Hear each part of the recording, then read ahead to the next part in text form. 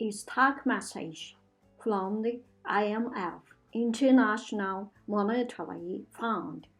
The global economy is facing its worst downturn since the Great Depression. The IMF predicts the GDP will contract by 3%. That's a deeper recession than the 2008 financial crisis. The countries need to work together to battle the pandemic, or its consequences will be even worse.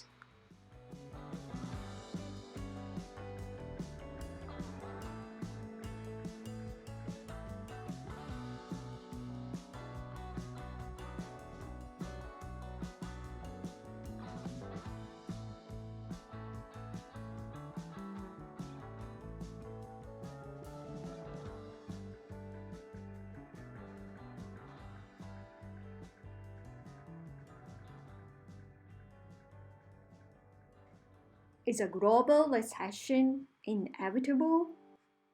Unfortunately, at this point, I think that the recession is inevitable.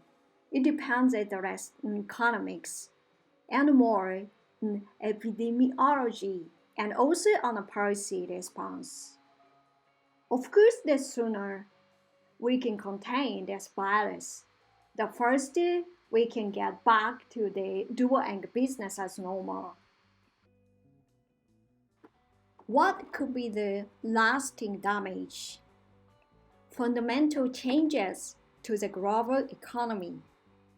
Talk about the process of creative distractions, where new companies emerge and new technologies emerges, and they make old technologies and companies obsolete, and everyone's better off for it. Just as in distractions, there's no creative part of it. Really hard our productivity, our growth prospects going forward. Our policy response will matter here because we are all taking a massive amount of debt to financial fiscal policy.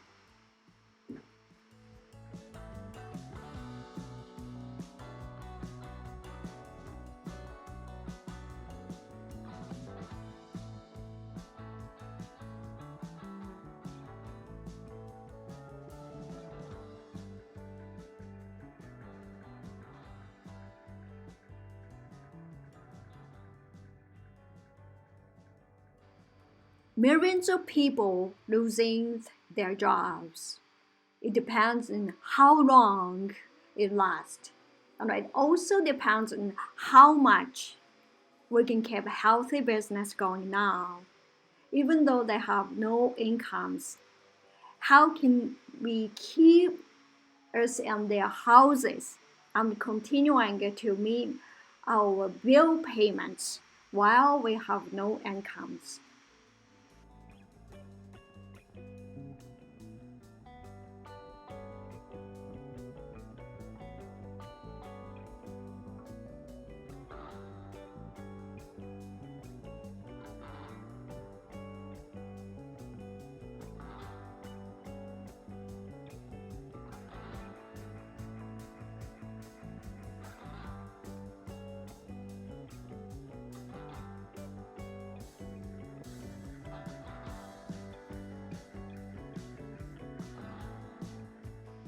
If we can manage to keep businesses alive just through these couple of months, and then we contain the virus, these healthy businesses will exist then.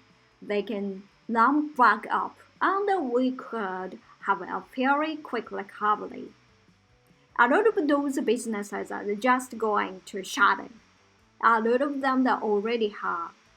When the virus is contained, we are going to have new businesses started from scratch, and it's going to be a much longer haul.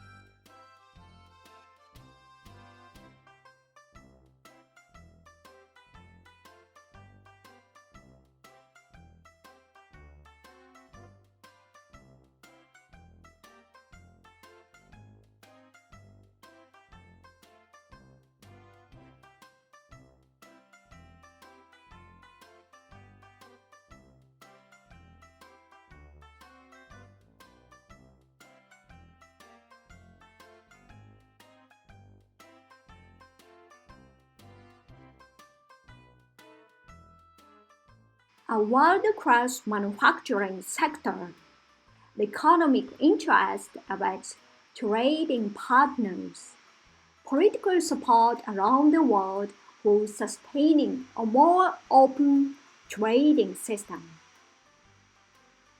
Get China to move on comprehensively on the front, not just on exchange of aid, but on dialing back those set of subsidies and distortions, faster and harder and more compelling way.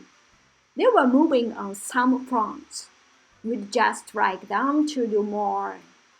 The China believes the interest to try to make this broader system work. It depends a lot on its access to our market and other markets around the world. And we hope that provided enough of an incentive for them to make more progress in these reforms.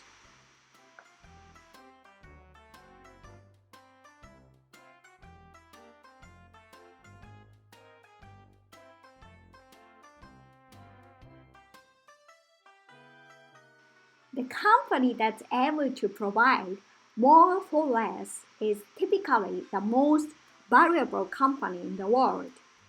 Walmart was the most valuable company in the world. China is the fastest growing company, largely based on infrastructure that allows them to offer more for less. Amazon is the most valuable company in the world because they were mastered kind of more for less. Our species has a need not only to be loved. Children with poor nutrition and a lot of affections have better outcomes than children with good nutrition and poor affection. But we need to love others. It's part of the cooperation, it's part of caregiving, and we live longer when we have more people in our lives and we're caretakers. Facebook fits to this need to stay involved in each other's lives, mostly with photos, connections, capitalizing the strengthening the relationship via the social media platform.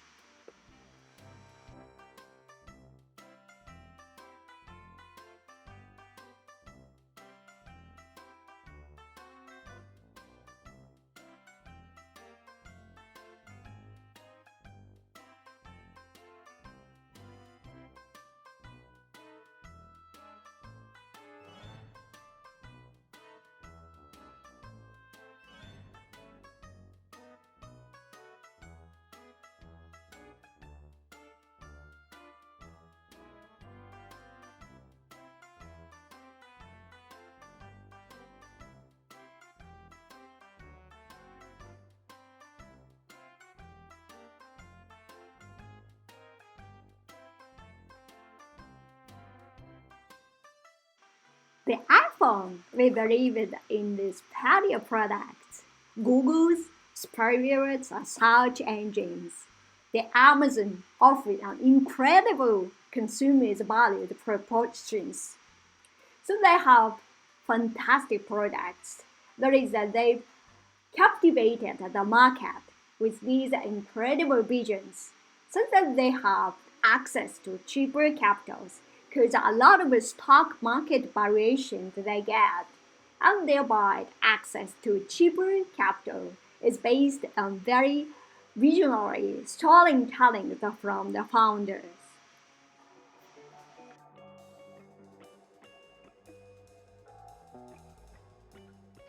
We think of them almost as like admirable superheroes in our economies.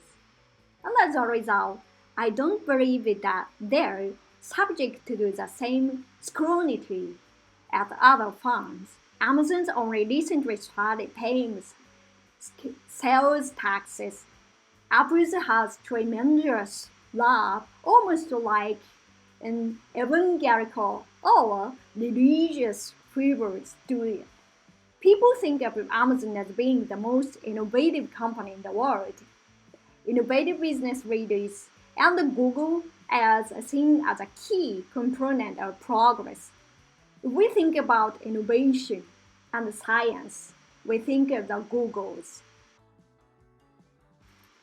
So we have personified these companies and as a society, and this is dangerous. We no longer worship at the altar of kindness and character. We worship at the altar of innovation and shareholders' values. And these companies offer a great deal of both. As a result, we idolize these companies, and it's almost become dangerous. Amazon, Apple, Facebook, and Google tap into the very basic instinct. Google's foot to our need for a super brain. Our brain is robust enough to ask very complicated questions, but not sophisticated enough to answer those questions. So for as long as our species has had a thought of the modern man, we've wanted a super being where we could pray and get a response back. So what is a prayer? A prayer is a query unto the universe, hoping there is some sort of divine and interventions, and we get an answer back.